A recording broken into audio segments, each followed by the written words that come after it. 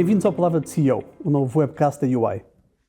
E todos os meses, Miguel Farinha, que é o Country Managing Partner do EY Portuguese Cluster, está aqui comigo para receber convidados muito especiais. Os negócios, as oportunidades, os desafios, a forma de liderar e de inspirar as equipas, o contributo para Portugal, são todos temas que pretendemos discutir neste webcast. São claramente histórias de quem faz acontecer neste país. Constrói um mundo melhor para os negócios, como diz a tagline da EY. E em cada episódio, uma conversa com um CEO, com um empresário, sobre a forma de inspirar os outros e também de partilhar bons exemplos, aqueles que são um verdadeiro sucesso em português. Na próxima meia hora vamos falar com Carlos Moreira da Silva, Presidente da Business Roundtable Portugal. Bem-vindo, Carlos. Muito obrigado e muito obrigado pelo convite. O Carlos é uma espécie, deixe-me brincar, de CEO dos CEOs, na medida em que está à frente da Business Roundtable. Sucedeu a Vasco de Mel na presidência da Associação Business Roundtable Portugal, precisamente, que reúne as grandes empresas do país. Qual é que é a sua grande missão neste projeto? E uma pequena correção. Eu não sou CEO de nada. Já fui, mas já não sou CEO de nada. E muito menos de CEOs. Eu sou um primo entre pares, quando muito, dos meus... dos 43 associados da Business Roundtable. Perguntava-me o que tem acontecido no Business Roundtable desde a sua fundação há pouco mais de 3 anos. Ora bem, a primeira direção, dirigida por Vasco de Mel, fez um trabalho inacreditável, que foi juntar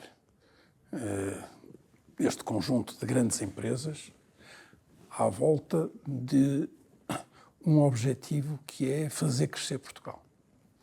Portanto, não é um objetivo para pedir subsídios ou para pedir benesses, é um objetivo de nos pormos à disposição do país para o ajudar a crescer. E por isso o trabalho foi muito meritório de construir e de organizar inicialmente todos os processos. Agora estamos numa posição diferente, portanto...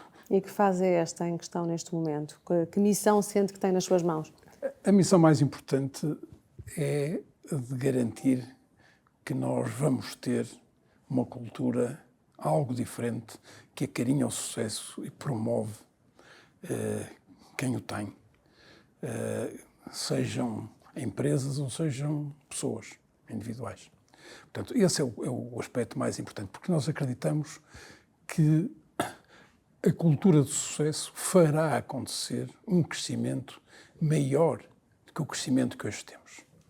E isso é o nosso contributo que achamos que estamos capacitados para fazer. Eu tive a honra de estar no lançamento do BRT, precisamente, na altura no Centro Cultural de Belém, e recordo-me perfeitamente da agenda para o crescimento que foi apresentada nesse momento. Uma agenda muito meritória. A pergunta que lhe lanço é, também a jeito de provocação, sendo que os governantes o estão a ouvir ou estão a ouvir o BRP? Como é que tem sido esse acolhimento? Acho que temos tido, relativamente à direção anterior, eu não estive presente, mas sei que houve acolhimento e hoje também há acolhimento. Enfim, temos uma sintonia grande nos propósitos. Depois, às vezes, o diabo está nos detalhes e encontrar a forma de articular os interesses exige mais energia, mas eu estou confiante de que se conseguem fazer coisas.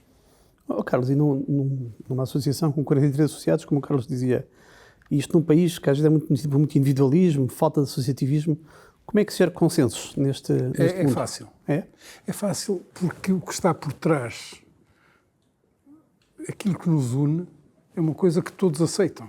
Temos que fazer crescer Portugal. E, portanto, os interesses individuais estão fora dessa mesa. Essa não é uma discussão. Sim, faz todo sentido. Há um propósito comum, não é? E este propósito comum une o Carlos ao BRP no triênio, pelo menos de 2024 a 2027, portanto ainda tem aqui um bom caminho pela frente nesta missão. Quando chegar a hora de sair, que não sabemos ainda quando é, se é nesta altura ou não, que marca é que gostaria de deixar no BRP? Enfim, gostaria de deixar que o país tenha crescido mais do que a média europeia e, portanto, se tenha aproximado dos primeiros 15 da União Europeia. Naturalmente, enfim, o contributo não é só nosso, mas achamos que podemos contribuir para isso. O segundo é que tenhamos sido capazes de inverter a cultura, de alterar a cultura, de deixarmos de considerar que a criação da riqueza não é um pecado, é um bem público. A criação de riqueza é um bem público que permite distribuir. Se não se criar, não se distribui. E hoje é um pecado da sociedade. Considera-se que o sucesso é sempre ínfimo. É um pecado da sociedade ou é uma arma de arremesso político hoje em dia? Eu acho que é mais do que arma de arremesso político. É também uma arma de arremesso político, naturalmente, dos partidos de esquerda, mas eu acho também que na sociedade isso está impregnado. E precisamos de atacar essa fase. Repare, nós recentemente promovemos uma iniciativa que está a dar os seus primeiros passos, que foi um recibo de vencimento em que se explicitasse o custo total do trabalho. Então, nós pensamos que isso é um contributo para trazer para a generalidade dos cidadãos que estão empregados perceberem quanto lhes custa os serviços que o Estado lhes proporciona. E acho que isso é educativo. E gostava que isso viesse a ser adaptado por todas as empresas. Enfim, lá vamos. Enfim, há sempre muitas questões para resolver, mas enfim, acho que estamos no bom caminho. E já agora, quantas é que aderiram? Quantas aderiram? Eu não sei dizer, mas já estamos para cima da vintena e irá mais longe, seguramente. Há muitas questões de sistemas informáticos. Então essa. Claro. Nós estamos a trabalhar, eu acredito muito neste projeto, estamos a trabalhar e gostávamos muito de termos isso internamente na UI, porque eu acho que é uma mensagem muito importante, mas há muitas limitações de sistemas informáticos para garantir que se consegue pôr a informação lá. Mas acho que é um trabalho muito meritório nesse aspecto. Repare que trazermos para a sociedade a evidência das fragilidades e das injustiças do sistema fiscal é um aspecto muito importante. Eu revelei recentemente num exemplo, enfim, já apareceu aí em mais de um sítio, que uma pessoa que tenha o ordenado mínimo 820 euros, o outro ainda não foi aprovado, portanto, o que está em vigor, 820 euros. E porque tem um excelente desempenho, pode crescer, a empresa paga-lhe mais 150 euros brutos. Esses 150 euros custam 180 à empresa. O trabalhador leva 62 euros para casa. Isto é um absurdo. E não estamos a falar em quem? Nos ricos, que são os mais pobres da Europa, mas enfim, não estamos a falar nos ricos, estamos a falar em pessoas com salário mínimo. É inaceitável que a distribuição entre o Estado e a pessoa seja desta ordem de grandeza. É 1/3. 2/3 para o Estado. No aumento de uma pessoa que ganha o ordenado mínimo. Carlos, e a Rosário falava sobre o propósito do BRP, o propósito de acelerar o crescimento económico e social do país e criar um país mais justo, próspero, sustentável. Neste enquadramento social atual, político, alguma estabilidade política, orçamental, agora o seu orçamento, temos terreno fértil para fazer este crescimento? Vamos conseguir este propósito? Eu quero crer que sim. Embora eu seja um bocado otimista, mas eu quero crer que sim. E de facto, há muitas decisões que podem ser tomadas e que não têm nada a ver nem com o orçamento, nem com a Assembleia da República. Tem a ver, enfim, o caso da burocracia é talvez o caso mais veemente. A burocracia é um bloco ao crescimento, é um bloco ao investimento muito grande. E não vemos que haja tração suficiente nessas alterações. Devo confessar que já no anterior governo a alteração feita no licenciamento ambiental foi positiva. Como foi positiva o novo simplex da construção. Mas, enfim, o da construção não estava muito bem feito, ter sido feito à pressa e precisa de algumas emendas. Eu espero que aquilo que de bom tinha essa alteração da legislação seja confirmada nas alterações que sei que o Governo está a estudar. Mas ainda assim, quando fala da burocracia, fala com grande preocupação, e também tínhamos lido isso numa entrevista sua recente, disse que a burocracia é a coisa mais dramática do país, ao ponto de, eventualmente, se poder parar um país. É preciso um novo Simplex, ou seja, tudo o que há e que está previsto não chegará para colmatar esse drama de que fala? Eu não sei se Simplex é o termo certo. Nós chamamos-lhe de simplificar para crescer. E temos um conjunto de objetivos nos licenciamentos para tentar ultrapassar esses bloqueios. É preciso ter consciência que estas alterações mexem em muitos interesses instalados. E quando há muitos interesses instalados, nós somos todos humanos e quando vemos de fora é uma coisa, quando estamos dentro temos outras reações. E, de facto, há uma resistência muito grande. Como houve uma resistência muito grande à alteração do Simplex da construção. Portanto, nós temos propostas para o licenciamento ambiental, pequenas correções, para o licenciamento da construção e para o licenciamento industrial, que é um tema que atrasa. Não sei se estiveram numa inauguração que houve semana passada, há 2 semanas, de um nosso associado, a Luziaves, que estava a inaugurar uma fábrica. Começou o processo de licenciamento 6 anos antes. É preciso muita paciência. Só um português para esperar tanto? É preciso muita paciência. Porque, enfim, eu muitas vezes dei esses exemplos na BA, a forma de tratar das autoridades espanholas Completamente diferente. ou polacas é completamente diferente da nossa forma de trabalhar. Muitas das entidades promotoras do investimento estrangeiro nesses países estão lá para ajudar a andar mais depressa e para conseguir encontrar o caminho das pedras. Nós aqui não temos conseguido fazer isso. E temos, de facto, bloqueios muito grandes. É por isso que pode parar o Paris.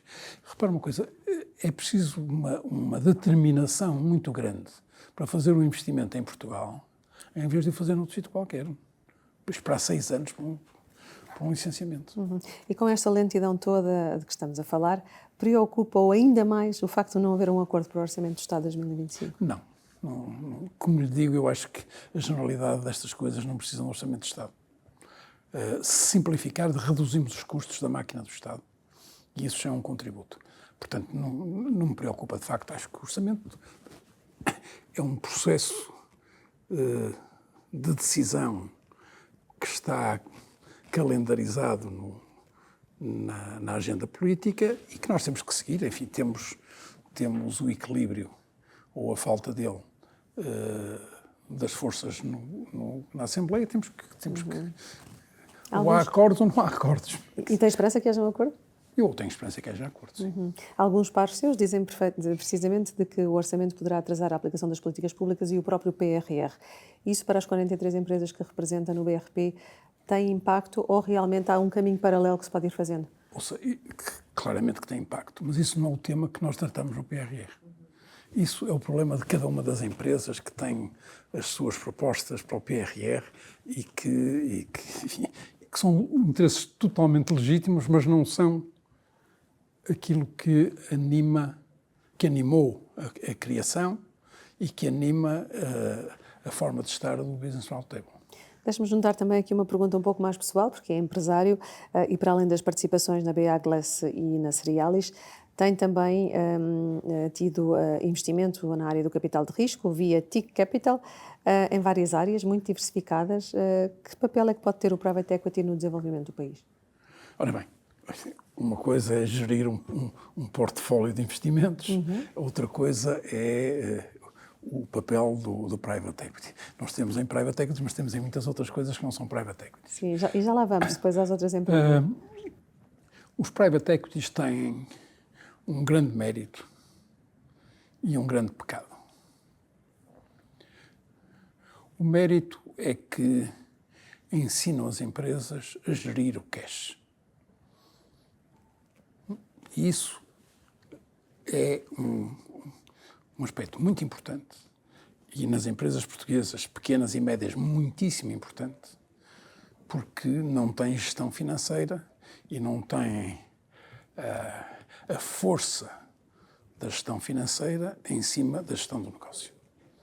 E, portanto, acho que os private equities, desse ponto de vista, têm uma ação pedagógica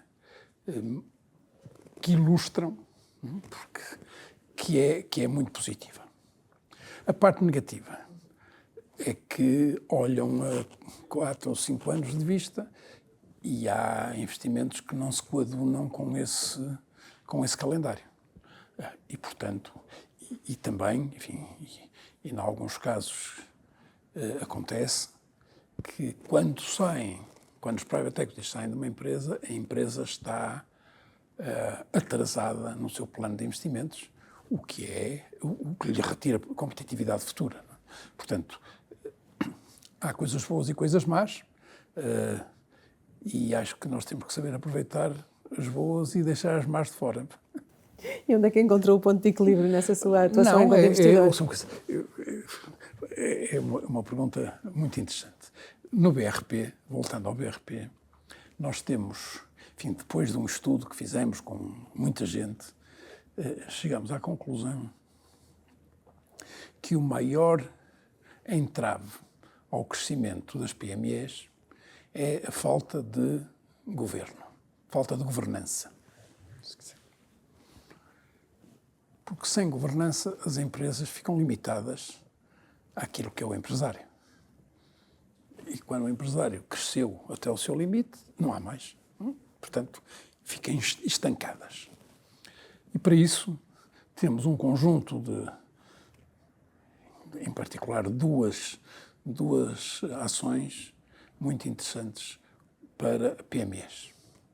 A primeira é para as ajudar a ganhar critérios de boa governança, que não é igual para uma grande empresa, ou para uma muito grande empresa e uma pequena empresa. São coisas diferentes, mas há aspectos comuns que são verdadeiros.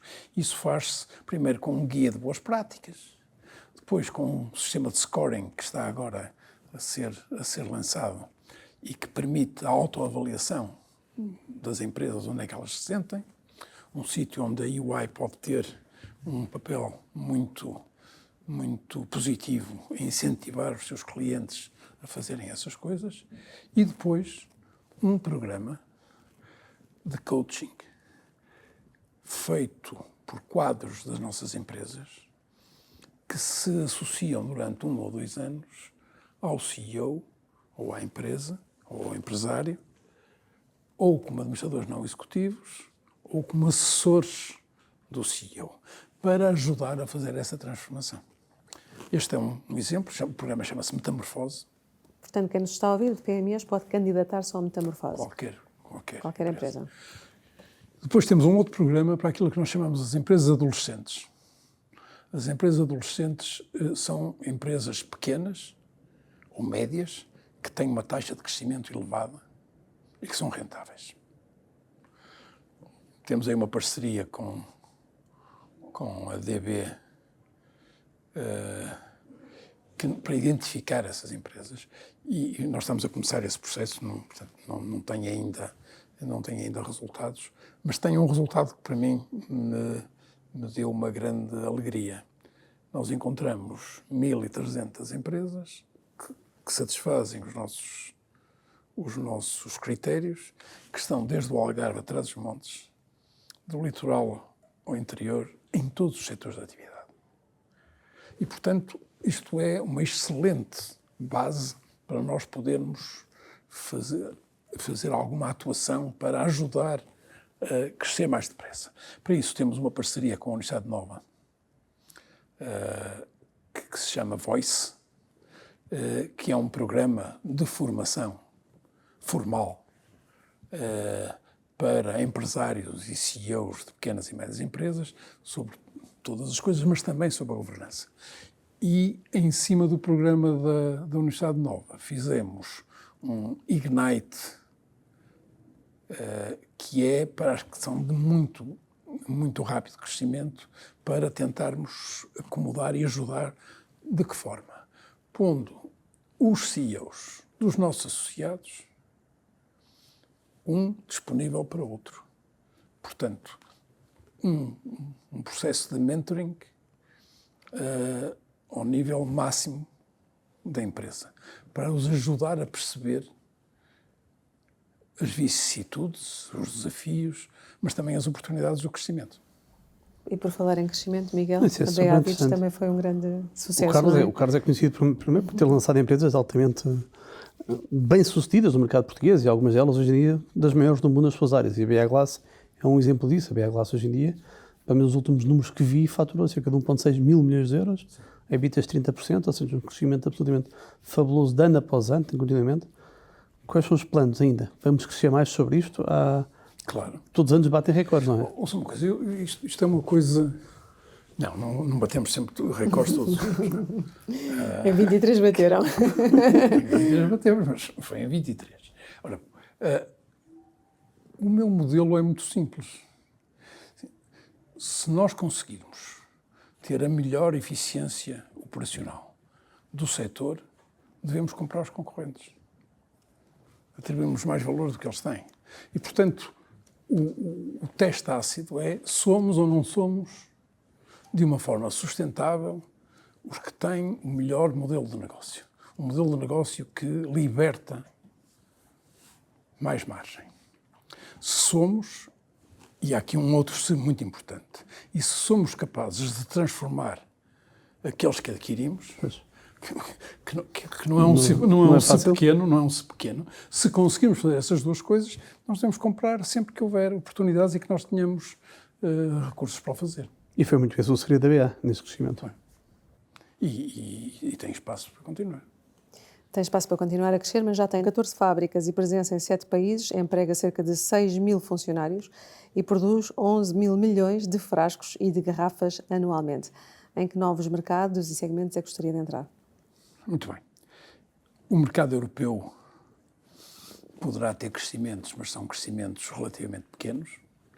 As aquisições são mais difíceis, enfim, os entraves da concorrência, das autoridades da concorrência também são.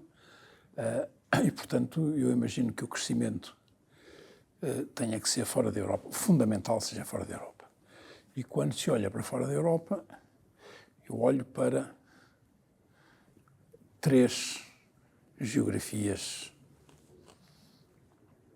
América, mais a América Latina do que a América anglo-saxónica. Olho para a Ásia e olho para o Norte da África. É preciso encontrar as oportunidades, é preciso... O M&A, como o Miguel sabe melhor que ninguém, vê isso todos os dias, tem fases. Há fases em que há uma grande... Quando se está no topo do ciclo, há muitos a querer vender, há menos a querer comprar. Quando se está na parte de baixo do ciclo, sim, há mais a querer comprar do que a querer vender. Carlos, e depois um dos últimos investimentos foi na área alimentar, com a Cerealis, novamente na partilha de sempre com a família Silva Domingos. Que futuro vê na área alimentar? É uma área de aposta para o grupo? É, e é uma área... Repare, eu gostava que a Cerealis fosse capaz de imitar o processo da BA. Podemos ser os mais eficazes, aprendemos a fazer a implementação do nosso modelo de negócio em quem compramos, então há que crescer. E já estão nesse ponto? Enfim, já fizemos a aquisição completa da empresa que tínhamos uma pequena percentagem na República Checa. Sim. E com excelentes resultados, que a empresa tem excelentes resultados.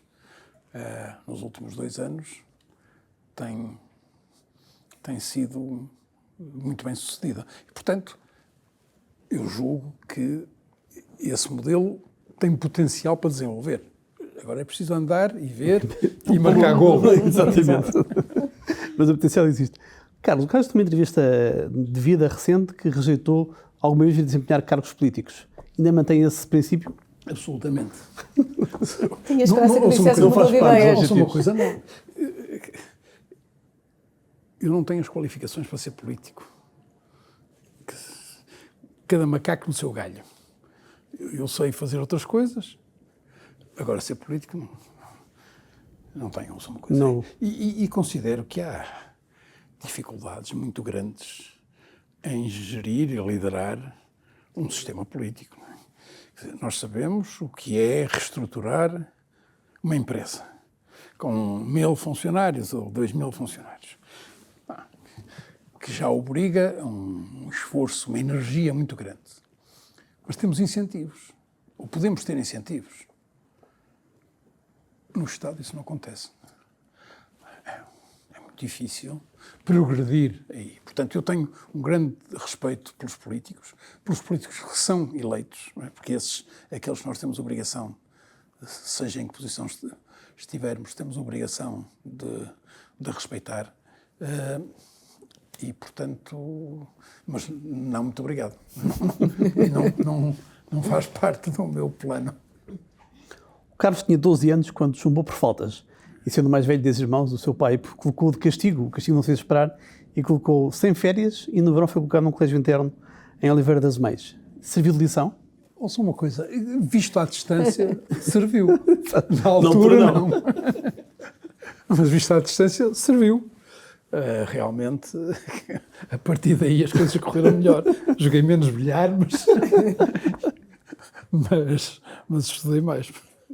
E essa rigidez na educação, acha que o ajudou a transformar no líder que é hoje?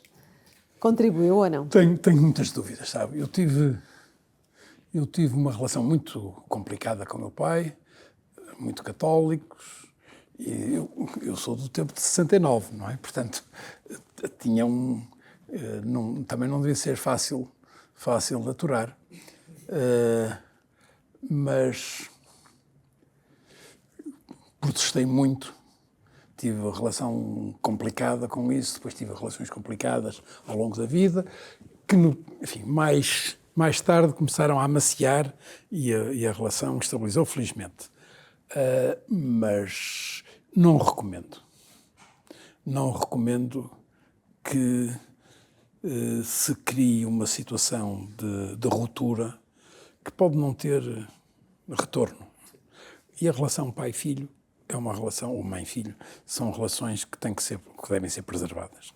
E que tipo de líder é o Carlos hoje em dia? Como é que se caracteriza? Hoje? Pode ajudar-me nessa resposta? Eu não sei. De facto, não sei. Não faço essa introspecção. Eu acho que consigo, com alguma facilidade, mobilizar vontades para objetivos ambiciosos. E é um líder diferente hoje do que era quando era CEO da BA, por exemplo? Ou antes. Ou antes, exato. Muito diferente. Só vai mudando muito. Sim. Para coisas melhores e coisas piores. Não há... Não é só melhorar. Não é só melhorar, não. Não, porque eu sou uma coisa... A capacidade de execução depende de muita energia que você vai perdendo com a idade, vai perdendo. Não vale a pena. Isto é como os iogurtes. Bastante se perdem validade. Que é um bocado... E eu sei, é por isso que, por exemplo, na BA e na Cereais irá acontecer também, os CEOs não podem estar lá muito tempo. Qual é o prazo de validade desse iogurte? Esse iogurte são 10 anos. Uma década. É importante a rotação. É importante a rotação, não é? Para e é algo que tem implementado, claramente. E tem implementado, claro. É muito importante. Os meus colegas não estão de acordo com isto, porque tinham que se reformar e não querem fazer, e com certeza por boas razões. Isto não é uma receita única.